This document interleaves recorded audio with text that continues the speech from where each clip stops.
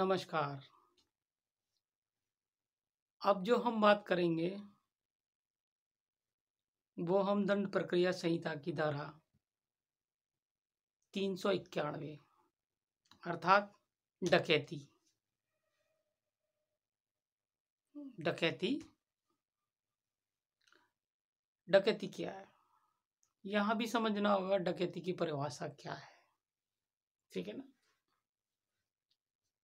पहले हमने पिछले वीडियो में बताया था चोरी, चोरी के बाद उद्दीपन, उद्दीपन के बाद लूट, लूट के बाद डकैती। ये विशेष तरह का कंटेंट है। अब आपको समझना होगा डकैती की परिभाषा क्या है। डकैती एक सामूहिक रूप से अपराध है जिसमें कम से कम 5 व्यक्ति होने चाहिए। ये धारा 391 के अंतर्गत आईपीसी के अधीन परिभाषित किया गया है कि कम से कम इस अपराध को कारित करने के लिए 5 व्यक्ति हों। ठीक है ना, 5 से कम नहीं होने चाहिए। और साथ में वो चोरी भी की जानी चाहिए, उद्दीपन भी करना, डराया भी जाना चाहिए, लूट भी की जानी चाहिए। ठीक है ना, ये सारे कंटेंट मतलब, और जान से मारने की धमकी भी होनी चाहिए या जान से मारने का प्रयास भी करना चाहिए। मतलब एक आध दो को मार भी देते हैं डकैती में, है ना। डकैती करके ले गए तो उसके अंदर मारना बहुत आसान होता है। मारने से मतलब यह कि धन के लिए, छीनने के लिए मार भी दिया जाता है। तो डकैती के अंदर सब कुछ आ जाता है। ठीक है ना। ये डकैती की परिभाषा बनती है जिसके अंतर्गत चोरी भी होती है, उद्दीपन भी होता है, लूट भी होती है और जान से मार भी दिया जाता है। ठीक है ना।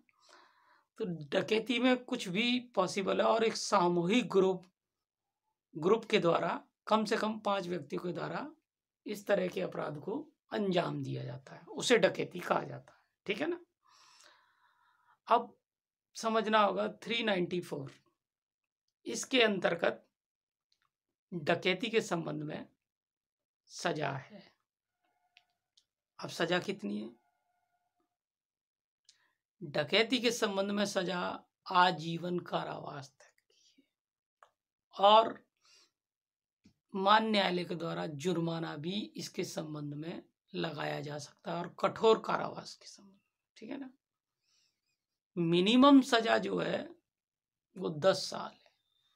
मतलब 10 साल से ऊपर की ही सजा होगी इसके अंदर। जहां डकैती के अपराध साबित हो जाता है या कंटेंट कम था या किसी व्यक्ति का रोल कम था, ठीक है ना, वहां तो समझ में आता है कि किसी व्यक्ति को कम सजा दे दी जाए। लेकिन जिस व्यक्ति का द्वारा हत्या की गई है तो वह हत्या का भी 302 का भी मुकदमा लगेगा। ठीक है ना। डकैती भी लगेगी, 302 भी लगेगा। लेकिन चूंकि खाली डकैती की गई है तो डकैती के मामलों में और 5 व्यक्तियों से ज्यादा एक साथ संगठित गिरोह के रूप में काम किया जाता है।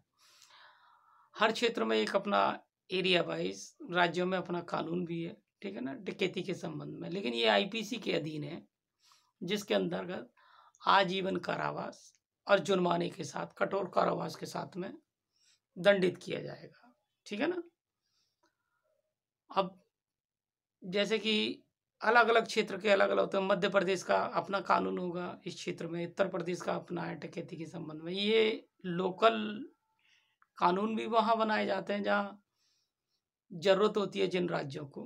ठीक है ना। अब चूंकि एक आईपीसी पूरे भारत में लागू होती है तो एक जनरल एक्सेप्शन के थ्रू, जनरल प्रिंसिपल्स के तहत तैयार की गई थी कि भाई किसी व्यक्ति के द्वारा इस तरह का अपराध किया गया, संगठित ढंग से किया गया, तो उसे डकैती की परिभाषा क्या दी गई है वो उसके हिसाब से रखा गया है। ठीक है नहीं। इस तरह आप मान सकते हो कि कोई भी व्यक्ति अगर डकैती संगठित अपराध के साथ करेगा तो उस व्यक्ति को कठोर कारावास या साधारण कारावास और 10 साल से कम नहीं होगी सजा, आजीवन कारावास तक सुनवाई जा सकती है। ठीक है ना। इसलिए ये मान कर चलिए कि डकैती का एक गंभीर अपराध है और आईपीसी के अंतर्गत ये बड़े अपराधों में इसका विचारण और अनुसरण होता है। नमस्कार।